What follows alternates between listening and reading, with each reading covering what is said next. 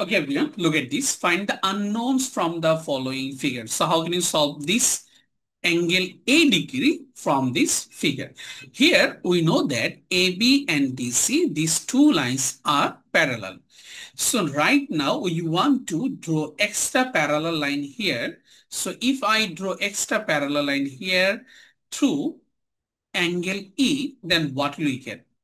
Actually, after drawing extra parallel, we can write that if this one is 126 degree, then it might be 126, this part, okay? And if this one is a degree, it must be 80. That means we can say from this figure, a degree and 126 degree both will represent 250 degree. So we can write a degree plus 126 equal to 250 degree. Then what is the measurement of A?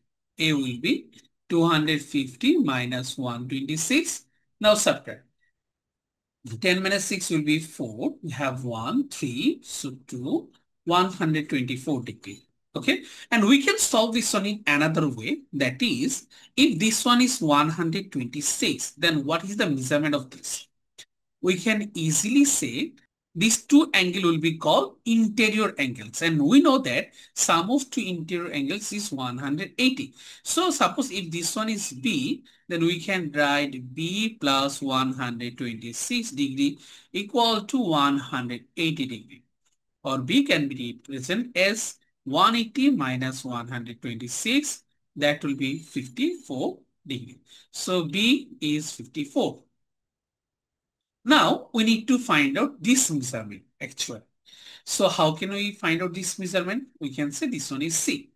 Then we can say C plus B, 54. 54 plus 250 will make 360 degree. Why? We can write angles at a point.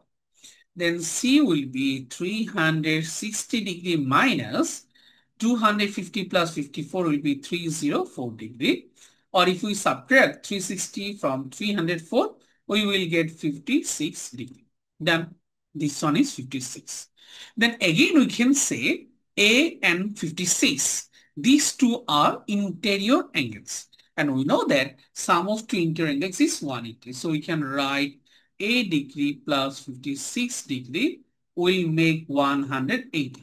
Then what is the measurement of A? A will be 180 minus 56. Now subtract them. So it will be 4, we have 1, 6.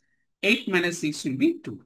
124 degree. Look, both way we will get same result. 124 degree.